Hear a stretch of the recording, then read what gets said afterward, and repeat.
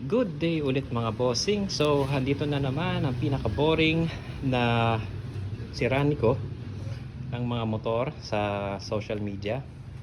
So, eto na.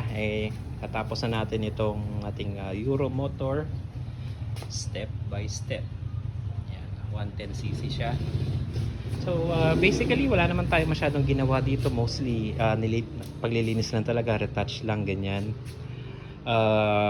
So nung una ko siya nakuha, ang ginawa natin is i-car wash yung motor para matanggal yung mga putik-putik, mga alikabok. And then the rest mostly ni-retouch na lang. So itong ano ba? Ito. Inuna rin pala natin to linisin itong mga preno niya.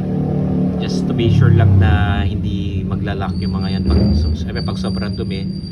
Nagiging prone yan sa didikit siya gano'n baka ma-aksidente ka pa, so might as well pasensya na sa ingay ng mga motor dito, medyo may ingay sila, pero anyway, so yan nga, nilinis tong loob nito, kailan tanggalin yung mga brake shoes, and then hugasan ng sabon or degreaser, ganyan, and then lalagyan siya ng grasa pag i-assemble na siya ulit para nga madulas yung pag nagpepreno, seamless siya.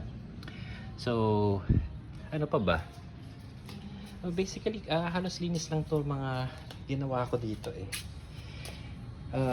ayan, itong ating tambutso pala pininturahan ng flat black by Samurai kasi mostly yung ginagamit ko ngayon na flat black kasi meron siya konting kintab, yan. Tsaka ito pa, niretouch din tong swing arm niya. So kung nakikita nyo, very siya, makinis, black na black, ganyan, di ba? And ito, ang step nut sa likod, nilinis ng maigi para, kasi nung nakuha ko to medyo marumi-rumi to, dumikit yung alikabok, so pinakalinis na lang ng mabuti para maganda siyang tingnan dahil itim na itim. So ano pa ba? Ayun, ito kasi meron tong, nung nakuha ko siya, meron siyang lalagyan ng sidecar. So may butas siyang dati dito. So ginawa ko is tinakpan ko na lang yung butas niya dyan.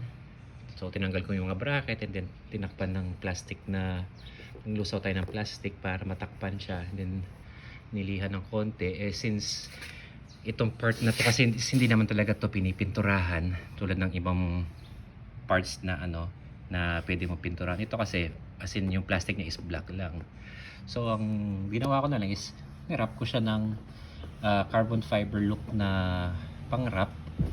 And so far para sa akin, okay naman tong, hindi siya perfect.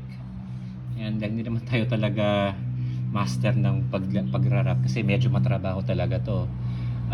Panay ka dito, panay gamit ka ng hot air para nga medyo lumambot ito, and then papanata mo ng konti hanggang sa kumagat siya lahat.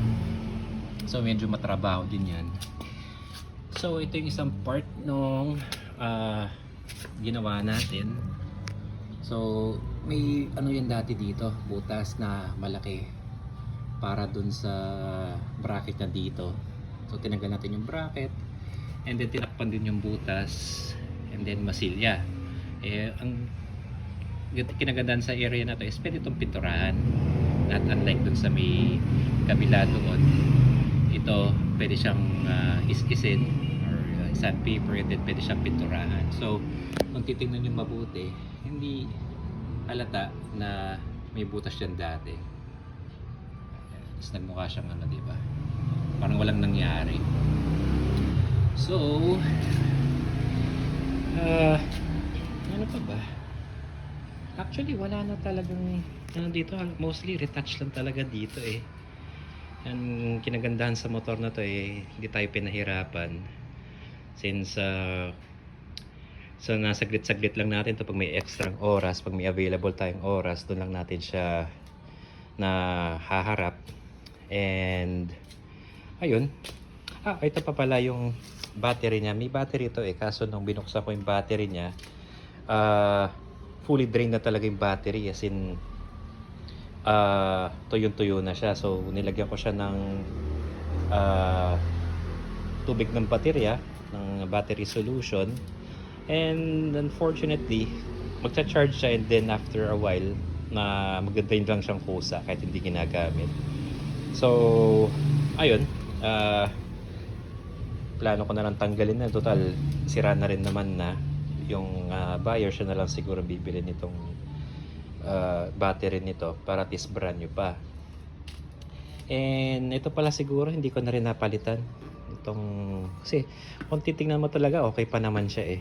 May konting mga maliliit lang na butas, and medyo kinulang tayo sa budget kasi marami din tayong ibang gastusin. So meron na akong sinet na budget para sa motor na to, at yun lang ang tinaray natin pagkasyahin, and hindi na umabot. So ito na lang siguro yung gagamitin. Kung yung next buyer gusto niya papalit to, palit yung seat cover, and then decision na lang nila yon.